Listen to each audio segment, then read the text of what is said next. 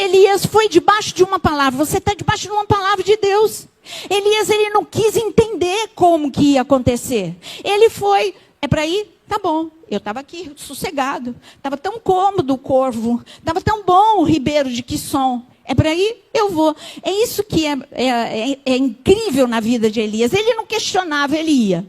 Você está debaixo de uma palavra. Você vai sair daqui. Você vai para a tua casa. E você vai continuar debaixo desta palavra. E você vai dizer amanhã, quando você acordar, você vai falar: eu estou debaixo de uma palavra. Não é da pastora Naira. Eu estou debaixo de uma palavra de Deus. E assim como Elias, eu vou para o meu trabalho. Eu não sei como, mas Deus vai fazer. Eu vou procurar emprego. Eu não sei como Deus vai abrir, mas Deus vai abrir a porta em nome de Jesus.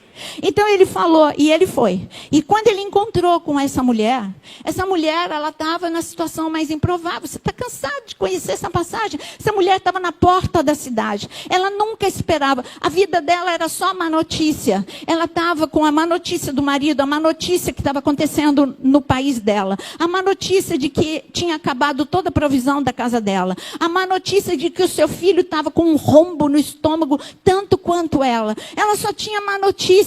Mas Elias estava chegando com boas novas.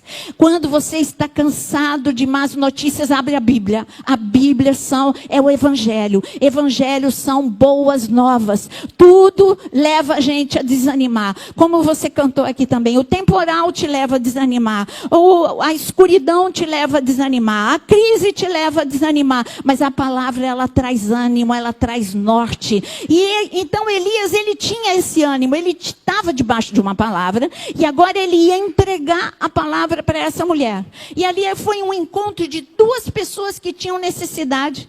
Eu digo para você, eu estou aqui no púlpito, mas eu estou pregando para mim também. Elias tinha uma necessidade, ele precisava de provisão, a mulher precisava de provisão. Os dois debaixo de uma palavra de Deus e ia acontecer um milagre para os dois. Aí nesse encontro, Elias fala, a famoso encontro, e aí Elias fala: você me dá água? Ela, prontamente, a água era difícil, não estava na seca, mas ainda tinha água. E não estava, ali não tinha se cumprido ainda 3 anos e meio de crise, ainda não. Então ainda tinha água. Quer água? Tá bom, então eu te dou água. Agora ele pede o mais difícil, ele fala: eu quero um bolo. E aí ela fala a condição dela: olha, eu não tenho, eu tenho só esse pouquinho aqui, eu e meu filho vamos morrer. Agora, essa mulher dá uma resposta. Repara o que ela diz. Quando ela vai falar isso, olha o que ela diz para o profeta. Então, o profeta se levantou no versículo 10 e foi até Sarepta. Ele pede o pão, ele pede a água. E ela responde no versículo 12. Tão certo como vive o Senhor. E o que ela diz? Como vive o Senhor? Como vive o Senhor? Teu Deus. Por enquanto, ela ainda estava falando: olha, eu já ouvi falar do teu Deus. Tanto que ela reconhece, ela não conhecia Elias, mas ela entendeu que ele era um hebreu pela língua, pela forma de se vestir. Então ela entendeu e ela já tinha ouvido que o Deus de Israel fazia milagres, assim como Raabe. Então ela ainda não tinha experiência com esse Deus. Esse Deus ainda não era o Deus dela. Esse era o Deus de Elias, ainda não era o Deus dela. Eu sei que você está aqui porque você acredita em Deus e Ele é o teu Deus. Mas o teu Deus e o meu Deus, o nosso Deus, Ele quer que você tenha experiência com Ele. Nada melhor do que você ter experiência. Eu estava falando que existem coisas na vida da gente que a gente não entende porque a gente passa. Mas depois a gente entende. É experiência para você dizer para a pessoa: olha, eu já passei pela fornalha, eu já passei pelo poço, eu já estive enfermo e o Senhor me curou, eu já vivi uma crise e o Senhor me resgatou. Isso é experiência que traz para você mais força, mais fé, mais poder, mais autoridade. Então ela via isso, experiência com Deus na vida de Elias.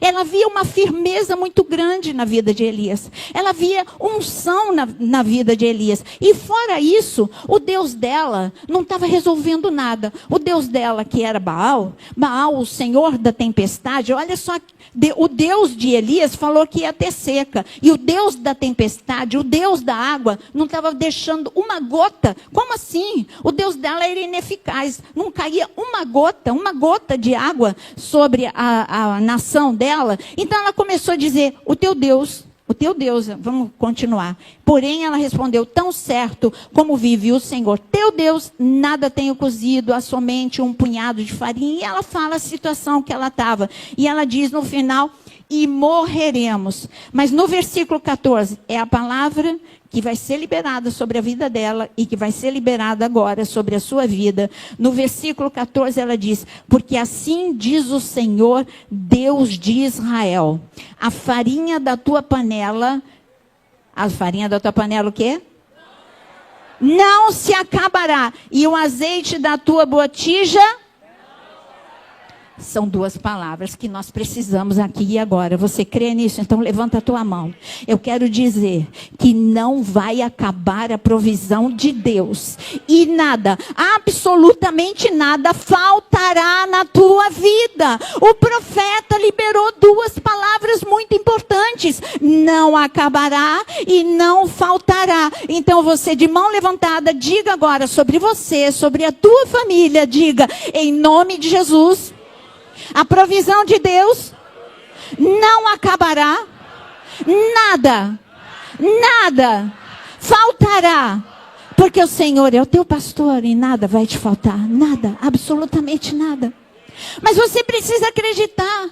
Essa mulher acreditou. Gente, não era ainda o Deus dela. Ela viu aquela unção fluindo de Elias. Não esqueça que Deus já estava ministrando no coração dela. Eu acredito. Eu creio que não vai acabar. Ela acreditou porque ela foi fazer o bolo. E quando ela fez, ela entregou. Ela falou, não, agora eu vou comer e o meu filho... Não, ela entregou para o profeta. Eu acredito, profeta, que não vai acabar. Eu acredito, profeta, que não vai faltar.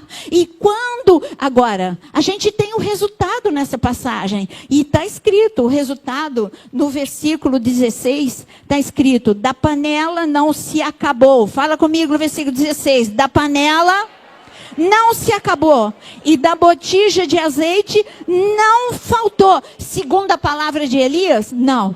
Segundo a palavra do Senhor, por intermédio de Elias. É a palavra de Deus. Tudo bem que eu estou liberando para você, mas não é a minha palavra sobre a tua vida. Se fosse a minha palavra sobre a tua vida, você podia duvidar. Mas eu estou falando que o Deus desta viúva, Jesus está falando dela em Lucas capítulo 4. Sabe por que ele citou? Para você ficar curioso. De que viúva que ele está falando? Deixa eu ler a história dela. Aí você vai lá, lê como aqui está escrito. E sabe quando você lê o que ele diz para você? Eu sou o Deus desta viúva e eu sou o teu Deus. Eu estou dizendo boas novas para você. Ele deixou esse recado para a gente. Então o que aconteceu na vida dela, acontece na tua vida. E eu quero declarar sobre a sua vida, em nome de Jesus.